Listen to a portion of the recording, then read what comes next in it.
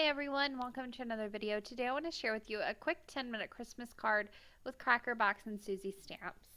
This card is for the Cracker Box and Susie Stamps Challenge. I will leave a link down in the description box below that will take you to a place where you can find all the information on creating a card for this challenge if you want to. Also, I want to mention that as always, all the supplies that I'll be using today will be linked in the description box below. So stamps, embossing powders, all that great stuff, you can find links down there.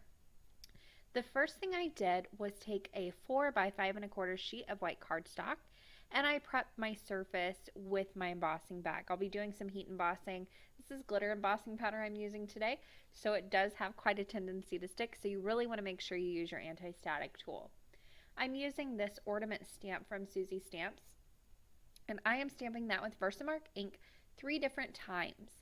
This is going to look like little hanging baubles, so I'll go ahead and just very quickly emboss these with my embossing powder. Now I'm using a glitter embossing powder from Wow, and this is a very pretty embossing powder, but sometimes the glitter has a tendency to kind of settle in there. So make sure before you use it, you can see I just turned the cap back on and shook it up really well, and then sprinkle it on. You'll get a better mix of embossing powder and glitter that way. I went ahead and put that on and then heat set that onto my card.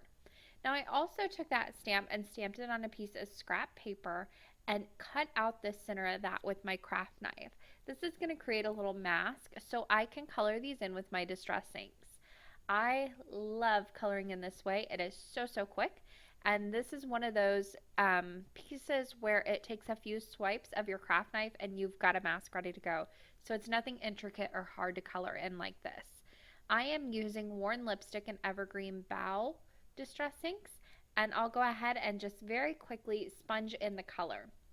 Now if you wanted to make a lot of these, because these are super quick cards to make, you could always make 2 of these little masks. That way you don't have any chance of ink blending together. These do make a beautiful purple color if they do blend, but you want to keep them separate for your ornaments. Now wherever I put down this ink and there's not embossing powder, it's going to sink into the paper. Where there is embossing powder, it will resist this ink, so everything that's gold is going to stay nice and gold, and then all the rest of the ornament's going to get colored in, and it was seriously that quick and easy. It took about 5 minutes to do, if that. And that was because I looked and seen if I wanted to use a 3rd color, but then I decided just to go with 2. Now in the tops of those ornaments, I put a little dot with a pen for the center, and then took my little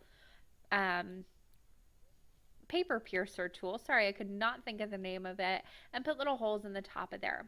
Then I threaded through some thread. This is the kind that you use for cross stitching, and I just have a cream color here that I'm using. I taped it to the back of the card panel, and I'm using regular Scotch tape for this so it's nice and flat and it doesn't add too much bulk. And then I take the top of it, make it nice and taut, and wrap it around to the back side and tape it down with another piece of tape. This is such an easy way to make it look like they're hanging. If you don't have this kind of thread, you can use, this is called Floss. That's what it's called. But if you do not have this, you could use regular thread. You could use gold thread. That would be gorgeous. You could use different baker's twine. Just make your hole a little bit bigger. It really is up to you how you want to make these hang. This is just what I had on hand. It matched my embossing, so that's what I went with. Now I want to go ahead and stamp my sentiment. And I'm going to stamp that in the bottom left hand corner. I'm using my mini Misty here because I'm going to double heat set this. So the first time I stamp it down, I'll go ahead and prep my surface, which I already did off camera. And then I'm adding a little bit of Versamark ink onto the stamp and stamping it down. I'll put on some of that gold embossing powder, the same twinkle gold that I used before with the glitter in it, and I'll sprinkle that on and heat set this. Now again, this gets a little bit everywhere whenever you're using a glitter embossing powder. You can use just a dry brush that you've seen I just picked up and scrape off any little extra bits before you heat set. Then I went ahead and put this right back into my Misty. I left my stamp where it was, and I'm stamping that again right on top of my sentiment.